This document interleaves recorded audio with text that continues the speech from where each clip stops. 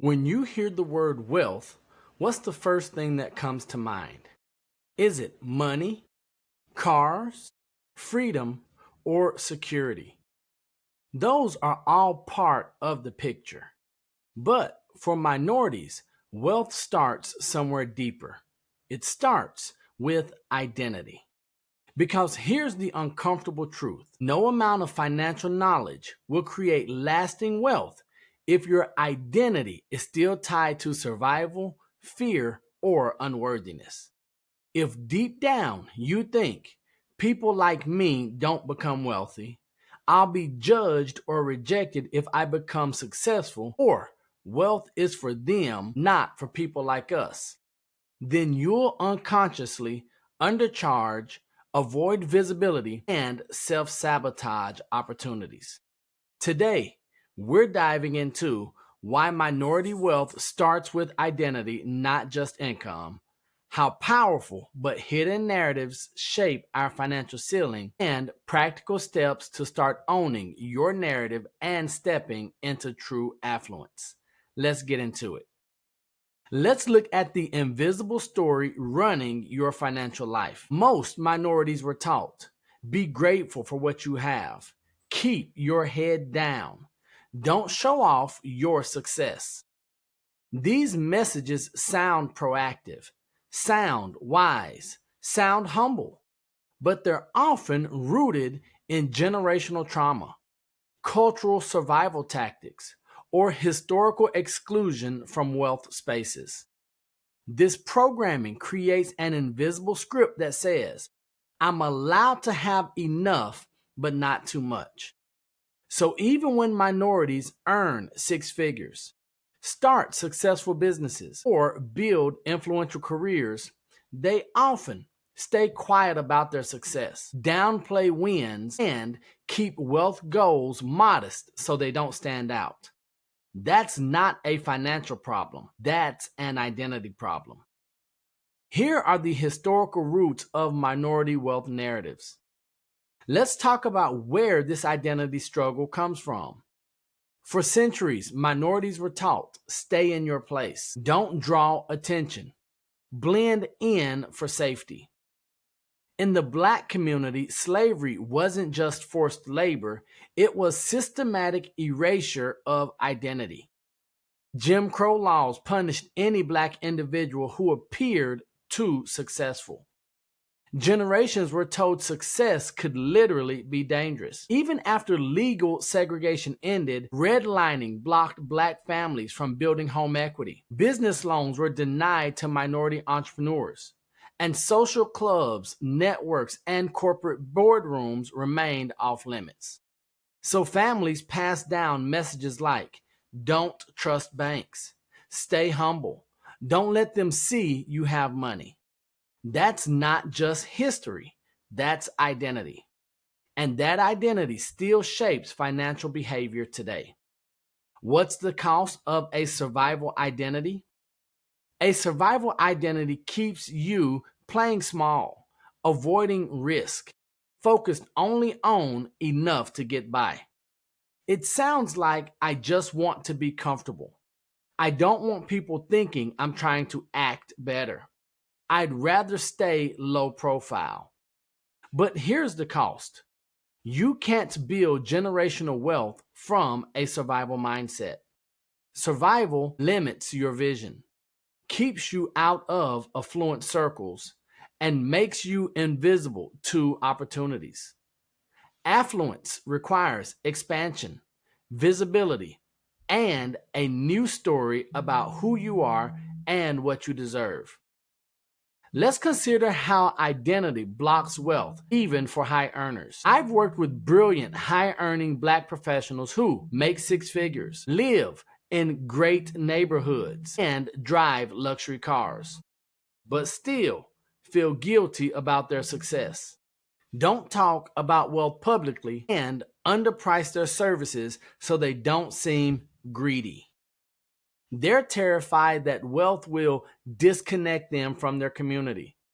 People will say, you've changed, or that their success might not last. So they stay in a strange financial middle. earning well but not accumulating real wealth, visible but not too visible, ambitious but constantly self-policing. That's not because they lack knowledge. It's because identity hasn't yet shifted. It's time to uncover how to start rewriting your wealth narrative. So, how do we change this? Step one, identify the old narrative. Ask yourself, what were you taught about wealth growing up? Were wealthy people portrayed as good or suspicious? Is there any guilt tied to wanting more? Write those beliefs down. They're your starting point. Step two, define a new identity. Affluent minorities I've interviewed for the Affluent Negroes book didn't just make more money. They changed how they saw themselves, refused to shrink their ambitions, crafted a new story about their role in wealth spaces. So here's a new narrative. I belong here. I deserve abundance. And my wealth is good for me and my community. Step three, find new circles. You can't create a new identity alone. Seek out rooms where success is normalized, mentors who look like you and have built wealth, conversations that expand your thinking, not limit it. When you see people like you owning wealth, talking money confidently, and giving back from a place of abundance, it rewrites your belief in what's possible for you. Step four, claim visibility. Minorities have been taught to stay low profile and avoid attention. But visibility is how wealth finds you. Visibility is how influence grows, and visibility is how you attract premium opportunities. You don't have to brag, but you do have to let the world know who you are and what you do. Step five, tie wealth to purpose. Wealth for minorities is rarely just personal. Affluent minorities often tie their success to lifting family, funding community projects, or changing narratives for the next generation. When your wealth serves purpose, guilt fades, clarity grows, and identity expands.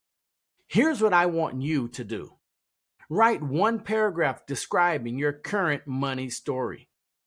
Write one paragraph describing the identity you want to step into. How does that person act? How do they talk about money?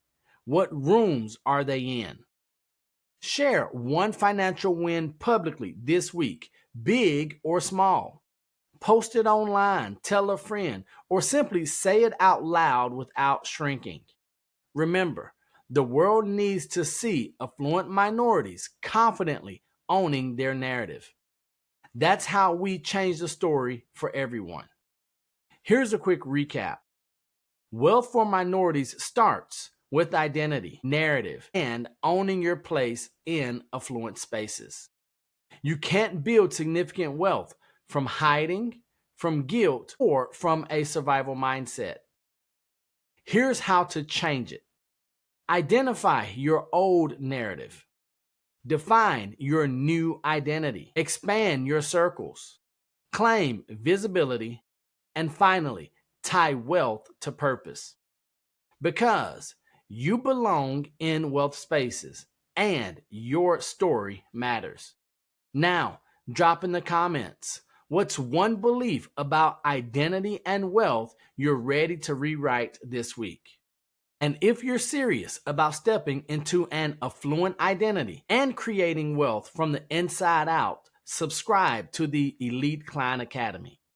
Additionally, if you're ready to dive deeper into the mindset and strategies from the Affluent Negroes, stay tuned for the next videos in this series. And grab a copy of the book at theaffluentnegroes.com. Remember, I love you, God loves you, and there's nothing you can do about it.